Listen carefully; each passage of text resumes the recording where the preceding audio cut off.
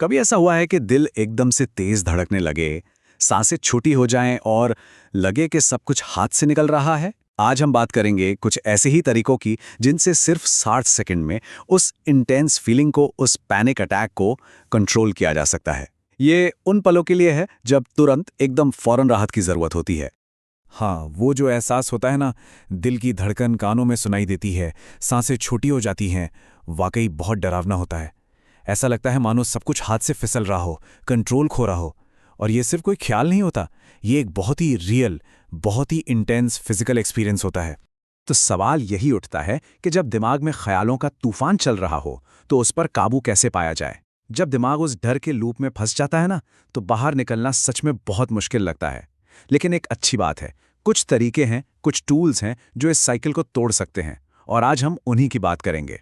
तो चलिए सबसे पहले ये समझते हैं कि पैनिक अटैक के दौरान हमारे शरीर के अंदर असल में होता क्या है, क्योंकि अगर हम प्रॉब्लम को समझ गए तो सल्यूशन ढूंढना आसान हो जाता है।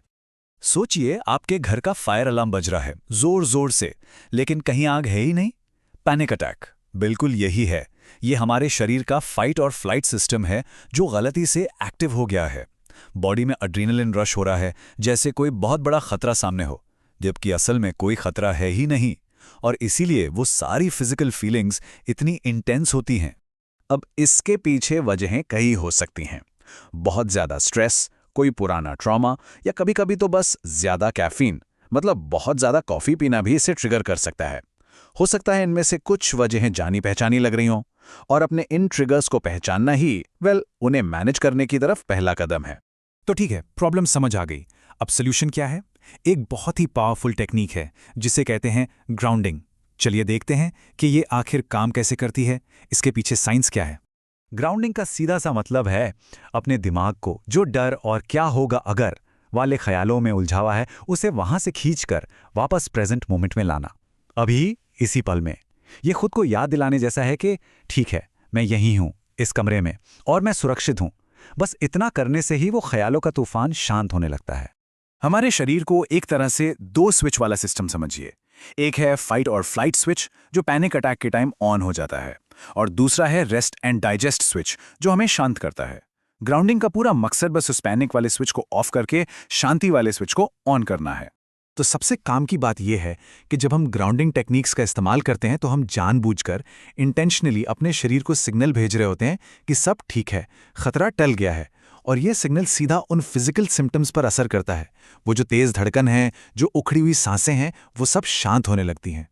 ओके, तो थ्योरी बहुत हो गई। अब आते हैं एक्शन पर। यह है आपका 60 सेकेंड ग्राउंडिंग टूल किट। कुछ प्रैक्टिकल टूल्स जिन्हें कोई भी कहीं भी उस मुश्किल मोमेंट में इस्तेमाल कर सकता है। सबसे पहली और शायद सबसे असरदार टेक्निक है 5-4-3-2-1 सेंसरी रीसेट। ये दिमाग को फोर्स करती है कि वो डर से ध्यान हटाकर अपने सेंसेस पर, अपने आसपास की चीज़ों पर फोकस करे। करना बस ये है, 5 ऐसी चीज़ें देखो जो नज़र आ रही हैं, 4 ऐसी चीज़ें जिन्हें छूकर महसूस कर सकते हो, 3 आवाज़ें जो सुनाई दे रही हैं, 2 खुशबू जो सूंघ सकते हो, और 1 स्वाद जो महसूस हो रहा हो। ये करते ही वो पैनिक का लूप टूट जाता है। अगली टेक्निक है बॉक्स ब्रीदिंग, और ये इतनी इफेक्टिव है कि नेवी सील्स इसे हाई प्रेशर सिचुएशंस में शांत रहने के लिए इस्तेमाल करते हैं। बहुत आसान है। 4 सेकंड तक सांस अंदर लेनी है, 4 सेकंड रोकनी है, 4 सेकंड तक बाहर छोड़नी है, और फिर 4 सेकंड रुकना है। ये सिंपल रिदम बॉडी को सिग्नल देता है कि अब रिलैक्स करने का टाइम है, और दिल की धड़कन अपने आप धीमी होने लगती है। और कुछ क्विक टेक्निक्स भी हैं।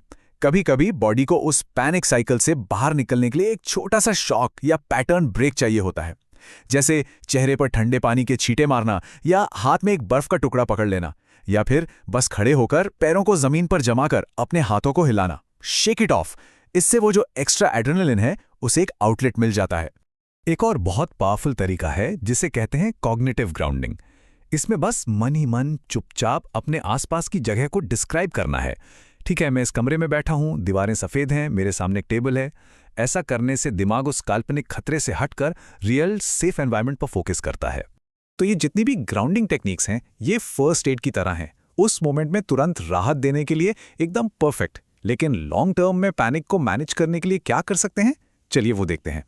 अगर लॉन्ग टर्म सोल्यूशन चाहिए तो प्रोफेशनल थेरेपीज बहुत मदद कर सकती हैं।